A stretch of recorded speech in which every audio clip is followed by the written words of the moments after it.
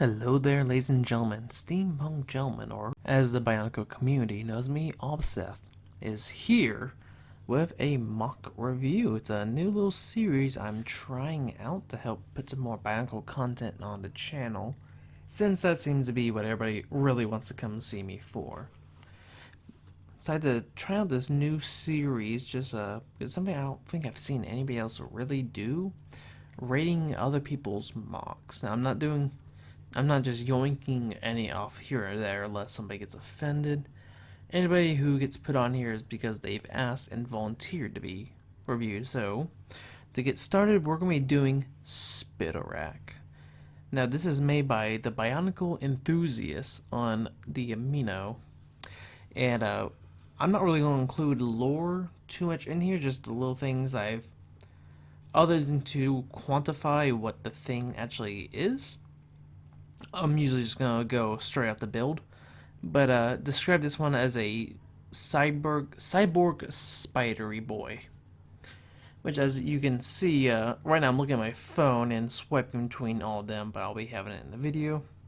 He definitely takes inspiration by Grievous, especially in one of his older photos. He has him on all 6 limbs, like General Grievous did in all the Star Wars media. But just to take it from the front, I say I like the color scheme a lot. The trans dark green with black has a very... it's some of my favorite colors. Green and black, that is.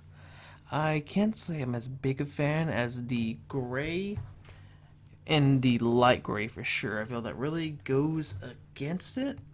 Aside from the few pieces that are on the inside, because this is a cyborg, it kind of works for some cybernetics. And yeah, sometimes I know it's something you can't really get away from, like the pieces only come in that color. But just a minor nitpick. Something I do like though, on the front side, he has all the good CCBS plating. But instead of it being just the bones, like in the arms it is, I really like what we're seeing in the back of the legs, because it looks a lot like no cybernetic, so like it doesn't look organic at all, which in the lore for this guy is he has barely any organic material left to him. It's very easy to see he's taken a lot of inspiration by General Grievous. Not a bad thing. General Grievous basically felt like a Bionicle. But no, so I will give those some good points there just for looking very mechanical, which is something I'll say like even more, given it refers more to the original, G1 versus G2. I mean, I'm a decent fan of G2 itself, like, CCBS can work if you do well. This guy does not look simple in any regard. Definitely, I can't remember how Grievous is built right off the top of my head. Like, I recognize the arms and how they connect, but I mean, if I didn't know that was at all, I wouldn't think his design was really based on anything else. He just has a really cool, menacing appearance to him, especially with the ghostly spider mask. I call them the spider face huggers. I can't remember what they're called in G2 right now. I do like that it's very ghostly looking. It looks closer to a skull spider to skull spiders, because it really does look like a skull in this regard. So it's kind of reminds me of Ghost Rider a little bit, which I would say for something that's supposed to be a cyborg, that could be like whatever fleshy material he had on its face has rotten away, so it's just a skull with the menacing orange red eyes underneath them. So it's a pretty cool look. I also really like the hands. In a few places throughout it, he does use some gunmetal, which is one of my favorite mocking colors. But as you can see, he does use the minifig fingers here with black talons slash nails. So it gives it leans more towards the spidery side here. I've only recently started using those in my own mock, so it's really cool to see those used here. I'm also a really big fan of the shoulder plates. Those are from the the second wave of Glatorian from the scroll. I have a few of those. They're really cool to use here. I guess you can say they're kind of bouldery looking, but you can just the way they jut out, it very gives a very menacing feel to them. Then him being able to place those dark green bulwark eyes fits really well there. I'll say I like what's on the face and leads into the back of all the tubing. It looks like it's some sort of breathing apparatus, which could be, which itself kind of reminds me of Darth Vader if we're going to keep making the Star Wars references. So like, I didn't see anything in the lore about this, so I assume like if he got hurt at some point, maybe he can't breathe quite right, so he has this strapped on to his face. I guess at this point I'll put it in here, but he also included a photo of what a regular member of a Spidorak species.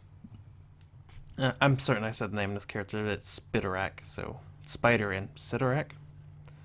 But yeah, so he included just a normal member there just to show the size comparison between him and the non-augmented members of his species.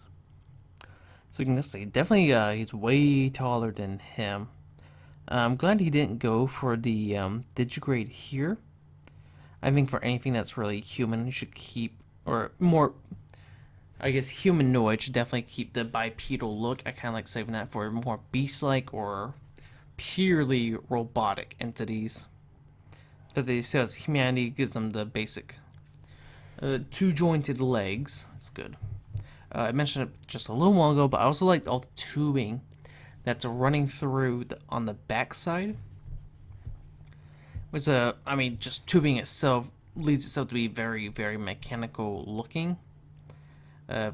With kind of breathing, I feel like maybe it leads directly into some hidden lungs that are in there. Like, might be the few pieces left to him that are human.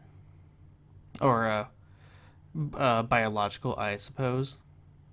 Also, interesting that he's using one of the, was it like queen skull spider talons on the very back, covering up that ass.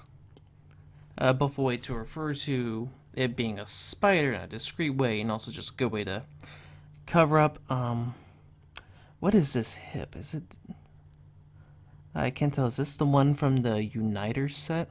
I only had one Uniter, and I'm pretty sure it was a knockoff.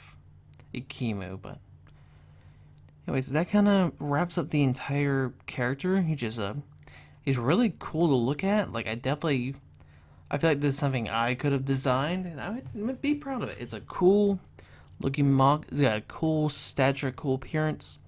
I suppose if you're not a fan of the split arms, that's it just comes down to a personal preference. I like it just because it's kind of gives you some choices when it comes to posing and the silhouette it can make. So yeah, good job, Bionicle Enthusiast. And thank you everybody who decided to watch through this review. Let me know what you think. If you would like to have your own mock review, I guess reach out to me on Reddit, on the Amino, or reach out in the comments and we can find out. Thank you for watching, and until the next review, Obceth out.